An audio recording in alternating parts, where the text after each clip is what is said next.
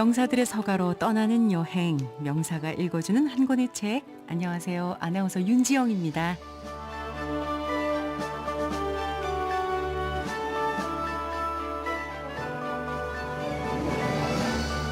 1인당 국민소득이 2만 달러를 훌쩍 넘어섰고요. 단기간에 세계 경제 부국으로 성장한 대한민국. 하지만 안타깝게도 국민의 행복지수는 OECD 국가 중에서 세계 최하위라고 합니다. 아이고, 이 또한 자살률은요, 늘 최상위권을 지키고 있어요. 몸과 마음, 영혼 모두 행복해질 수 있는 방법을 좀 찾아봐야 될 때인 것 같습니다. 명사가 읽어주는 한 권의 책, 이번 주 명사 LPJ 마음건강의 이후경 대표와 함께하고 있습니다. 안녕하세요. 어서 오세요. 네, 안녕하세요. 네. 네, 그 LPJ, 러브, 피스, 조이. 예. 이렇게 생각하니까 더욱더 와닿네요. 예. 그런데 왜 사람들은 좀 행복하다고 못 느끼는 걸까요? 아, 행복하지 못한 환경에서 살기 때문이 아닐까요? 우리가 이제 외부적으로 볼 때는 경제 부국으로 성장했죠. 그래서 이제 베트남이나 필리핀, 중국까지도 부러워하는 그런 나라가 됐습니다. 이제 네. 코리안 드림이라 그러죠. 예. 한류 열풍. 네. 그런데 이제 내부적으로 보면요. 이제 대한민국은 1970년대에서부터 경제개발 5개년 계획으로 열심히 달렸습니다. 그렇게 키웠죠. 근데 네. 2014년이죠. 근데 경제혁신 3개년 계획을 또 해야 되죠. 또 열심히 달려야 합니다. 네. must 해야 한다. 이런 예. 것들이 슬로건에 걸려 쉼없는 전진이죠. 어쩌면 이제 우리가 몸과 마음과 혼이 전부 소진된 상태라고 하지 않을까요? 네. 사실 이제 마음 건강을 반드시 돌아봐야 할 그런 시기가 온 것 같습니다. 아무래도 이 마음 건강, 스트레스는요, 혼자만이 받는 것보다는 정말 집단 안에서 자기가 속한 사회 안에서 받는 경우가 많지 않을까라는 생각이 드는데요. 10년 가까이를 집단 정신치료 교육을 하기도 하셨다고 들었어요. 제 전공이 네. 이 정신 분석과 집단 분석입니다. 예. 그래서 그룹 테라피가 제 전공이고, 이 그룹 테라피라는 게 별거 아니죠. 이제 네. 여럿이 모여서 대화로서 마음의 상처를 치료하는 방법입니다. 네, 함께 생각하고 함께 느끼고 또 함께 깨닫는 거죠. 그리고 네. 서로 나누는 거죠. 이게 힐링이죠. 예, 집단이라는 존재, 사회라는 존재가 개인에게 상처를 줄 수도 있지만은 지금 말씀을 듣고 보니까 또 내 개인을 치유하는 가장 좋은 약이 될 수도 있겠다라는 생각이 들어요. 그렇죠. 이제 그룹에서 집단에서 상처를 받은 거는 네. 집단을 통해서 풀어야 더 아. 확실합니다. 그렇군요. 가정상비약처럼 이 마음을 건강하게 지켜나갈 수 있는 지침서를 마련하기 위해서 애쓰고 계시죠? 네. 음. 제가 사실 이제 마음 건강 지침서를 좀 개발했습니다. 한 네. 10년 걸렸죠. 그래서 제목이 이제 후박사의 마음 건강 강연 시리즈라고 해서 네. 5권으로 돼 1800페이지입니다. 인간관계의 5가지, 마음 건강의 5가지 영역을 달았어요. 이제 이해, 스트레스, 관계, 변화, 이렇게 선택이죠. 2가지 특징이 있어요. 첫 번째 특징은 뭐냐면은 전문적 지식과 실용적 정보, 통합적 지혜를 전달하는 책이다. 이게 첫 번째 이제 특징이고, 두 번째도 있어요. 두 번째 특징은 이제 성서와 백과사전 컨셉으로 제가 이제 이 책을 개발했습니다. 지침서를 개발했습니다. 네. 마음이 건강하지 못하고 또 스트레스에 빠지게 되면은 정말 쉽게 중독에 빠지게 될 것 같아요. 중독하면은 언뜻 떠오르는 게 보통 뭐 술, 그리고 담배, 요즘엔 또 도박이나 인터넷 게임 이런 게 있잖아요. 스트레스라는 게 뭐 아나운서님도 알겠지만 이제는 이제 부정적 감정이죠. 네. 불행한 감정입니다. 그렇다면 이제 중독이라는 건 뭐냐?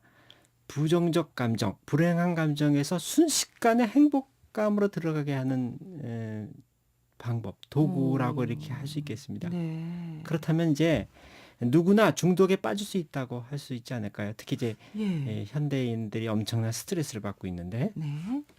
근데 이 중독은 참 같은 좀 패러다임이 있는 것 같아요. 나는 거기서 뭐 한 번 맛은 봤지만 쉽게 나올 수 있어. 이렇게 자신을 좀 한단 말이에요, 본인들이. 그런데 이 중독에 걸린 사람들은요, 빠져나오기가 혼자의 힘으로는 참 어려운 것 같아요. 이럴 때는 좀 도움을 받는 것도 좋겠죠. 그럼요. 중독이라는 건요. 그 세 가지 특징을 갖고 있어요. 첫 번째는 이제 집착하는 겁니다. 네. 두 번째는 강박적 행위입니다. 아, 그래요. 세 번째는 재발입니다. 아, 네네. 누구든지 행복한 감정, 쾌감을 네. 마다할 사람이 있겠습니까? 없죠. 빠져나오기 어렵습니다. 누군가의 도움이 반드시 필요하죠. 오늘 이 중독과 관련한 내용부터 읽어주신다고 하는데요. 이후경 대표님의 낭독으로 만나보겠습니다.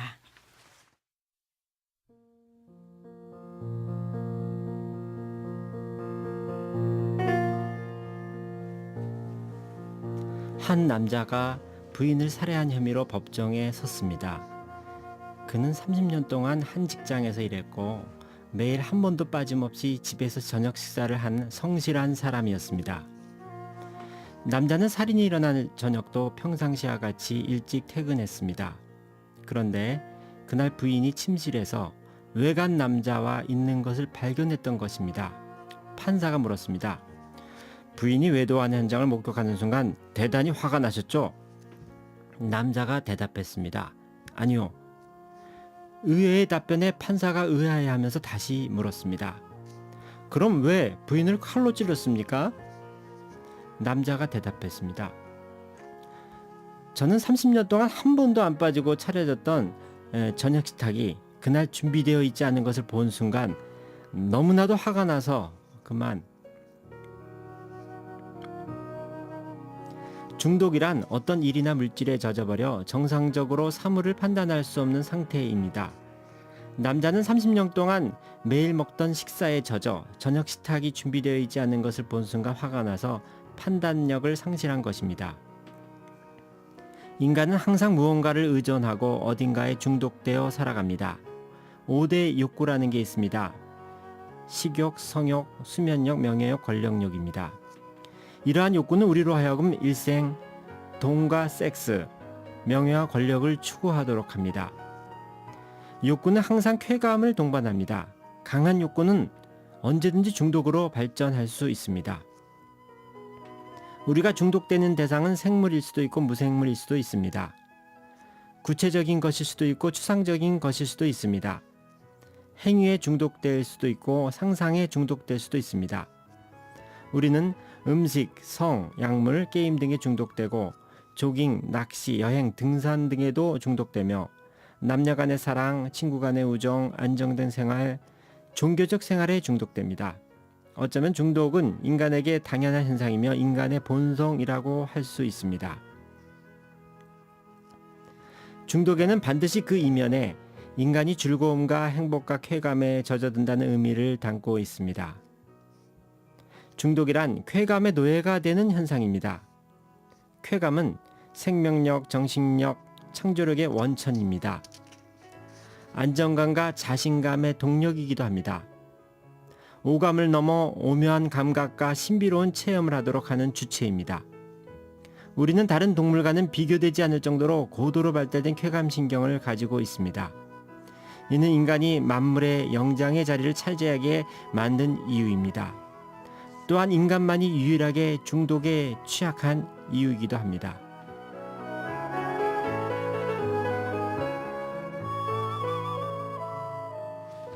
네, 중독이라는 건 어찌 보면 정상적인 사람과 조금 관계가 먼 것이다라는 생각도 했었는데 위에 글을 읽고 나니까 어떻게 보면 중독 자체가 인간의 그냥 본성이 아닌가라는 생각이 들어요. 그만큼 나약한 존재이기도 하고요. 네, 여기 성경에 이런 말이 있죠. 나약한 것이 만물을 다스린다. 사실 나약한 게 나쁜 것은 아니죠. 중독이라는 것은 쾌감을 추구하는 행동입니다. 그런데 쾌감이라는 것도 꼭 나쁜 것은 아닙니다. 생명력, 정신력, 창조력의 근원이죠. 어떻게 보면 이제 양날의 칼이라고 할 수 있습니다. 사실 근데 중독이라는 것이 중요한 것은 이제 통제 부족에서 온다는 거죠.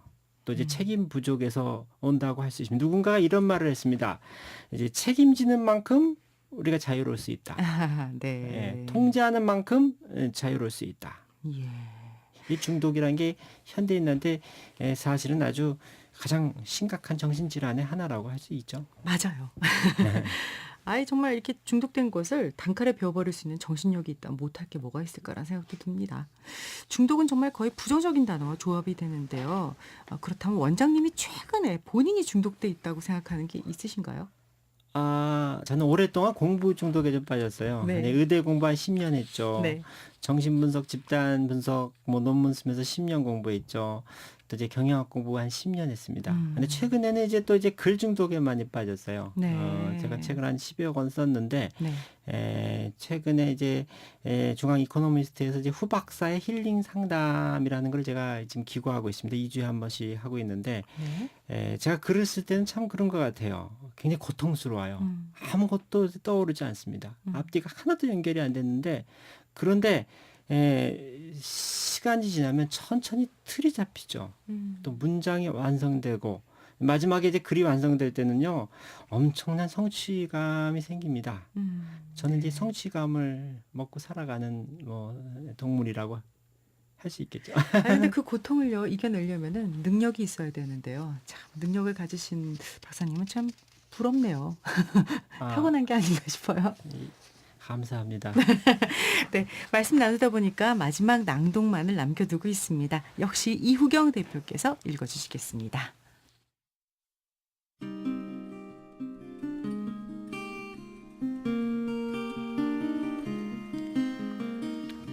옛날에 한 청년이 목숨을 걸고 머나먼 길을 떠나 먼 곳 끝에 위대한 스승을 찾아갔습니다. 스승이 청년에게 물었습니다. 그대는 무엇을 위해 여기까지 왔는가? 스승의 질문에 청년은 마음이 철렁 내려앉았습니다. 깨달음을 구하러 왔습니다. 이때 스승이 말했습니다. 너는 이미 내 안에 보물창고를 가지고 있는데 어찌하여 이곳까지 와서 찾으려고 헤매는가? 옛날 사람들은 마약과 각성제의 신비에 홀려서 그런 성분이 들어있는 것을 불로장생의 단약, 권력과 권위의 상징, 힘있는 식물로 숭배해왔습니다. 잉카 제국에서는 코카잎을 고통으로부터 인간을 구하는 은혜의 식물로 사용했고, 마야 제국에서는 버섯을 환각 경험을 위해 사용했습니다. 최근에도 멕시코 인디언들은 신비 체험을 위해 종교의식의 신의 고기라고 불리는 버섯이나 페어터라는 선인장을 환각제로 사용합니다.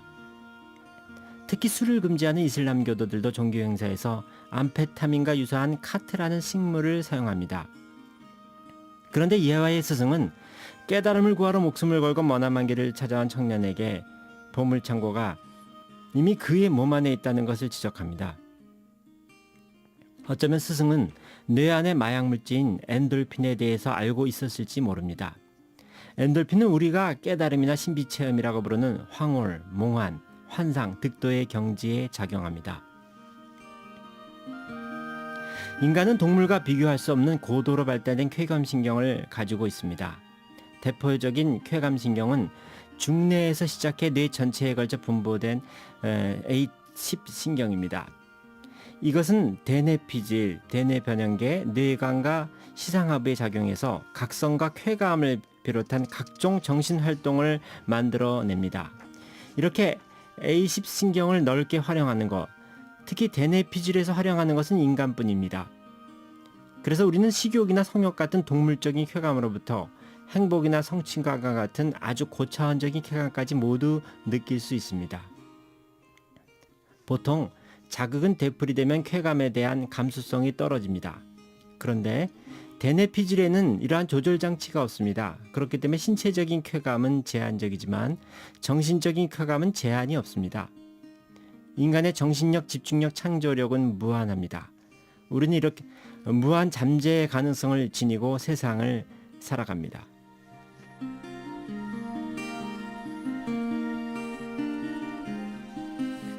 네, 마지막에 인간의 정신력, 집중력, 창조력은 무한하다. 이런 말씀을 하셨는데요. 사뭇 정말 사람의 신체가 정신 능력이 신비롭다라는 생각이 듭니다. 그렇죠. 그리고 첫째 날 낭독에서도 잠시 언급을 해주셨는데요. 다이돌핀. 최근에야 좀 듣는 얘기인 것 같아요. 엔돌핀이란 말은 정말 많이 들었었는데, 다이돌핀은 또 어떤 물질인가요? 비슷한 물질이라고 하겠죠. 대뇌 마약 물질인데 특별히 제가 좋아하는 물질입니다. 엔돌핀보다 4,000배죠. 엄청나죠. 그러니까 네. 저는 이제 우리가 술을 마시게 되면 엔돌핀이 많이 분비되지 않습니까? 음. 마약이. 그래서 기분이 좋아지는데 저는 이제 술보다도 그래서 이제 성취감을 더 좋아합니다. 보통 이제 다이돌핀 하면은 감동적인 글을 읽었을 때, 감동적인 음악이나 감동적인 영화를 봤을 때, 또 자신이 원하는 목표를 달성했을 때, 또 누군가에게 좋은 일을 했을 때 분비된다고 합니다. 다시 말해서 이제 감동과 사랑의 호르몬이라고 이렇게 할 수 있겠죠. 이런 말이 있습니다. 우리가 이 세상에 태어난 목적은 이웃을 사랑하기 위함이다. 네. 그 중에서도 감사할 때 이 다이돌핀 그리고 누군가를 도와줄 때 이 다이돌핀이 강력하게 생성된다고 하시니까요. 어떻게 보면 좀 우리가 평범한 일에도 감사할 줄 알고 좀 평화로운 마음을 갖는 게 참 우리 건강에도 좋겠다라는 생각이 들어요. 예, 맞습니다. 오래전에 이제 제가 읽은 책이 하나 있습니다. 시크릿이란 책이죠. 네. 아시죠? 그래서 네. 위대한 성공의 비밀서 이렇게 되어 음. 있는데 성공한 사람들의 공통적인 그 특성을 두 가지로 요약했습니다. 첫 번째가 이제 긍정적인 사고고 이제 두 번째가 이제 감사하는 마음. 다이돌핀과 좀 연결이 되는 것 같죠. 네. 자, 이번 주 명사가 읽어주는 한 권의 책, 이후경 LPJ 마음건강 대표님의 책, 좋은 땅에서 나온 힐링 스트레스 읽어봤습니다. 오늘도 함께 해주셔서 감사합니다. 네, 감사합니다. 우리가 또 오늘 좋아하는 노래를 안 들어볼 수 없잖아요. 네. 어떤 음악을 추천해 주시겠습니까? 사랑하는 우리라는 곡인데요. 네. 원래 이제 목사님인가요? 조화문 씨 노래죠. 그걸 좀 각색해서 요새 불후의 명곡에서 좀 그 스위스로가 불렀어요. 네. 근데 그 하모니가 아주 탁월합니다. 예. 신금을 울려요. 그 제가 두 가지 정도 저 마음에 상당히 들었는데 그 안에 이제 하모니를 통해서 투게더니스라는 단어가 마음속에 이제 들어왔습니다. 네. 그다음에 두 번째는 러브. 네. 네, 함께 사랑. 예. 그래서 아마 이런 것들이 이제 오늘 쭉 얘기한 이 다이돌핀 분비와 관계된 것 같습니다. 네. 자, 이후경 LPJ 마음건강 대표님의 추천곡 스위스로우의 사랑하는 우리 들려드리고요. 명사가 읽어주는 한 권의 책 오늘은 여기서 인사를 드리겠습니다. 저는 아나운서 윤지영이었습니다. 감사합니다. 박사님. 감사합니다. 네, 다음 주 월요일에 뵙겠습니다.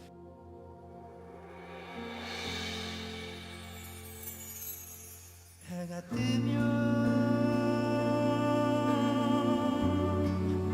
다시 지는 그런 사랑은 아냐 어둠에도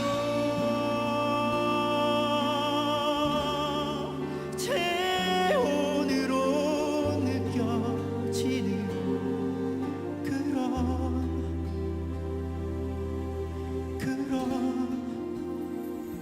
사랑이야.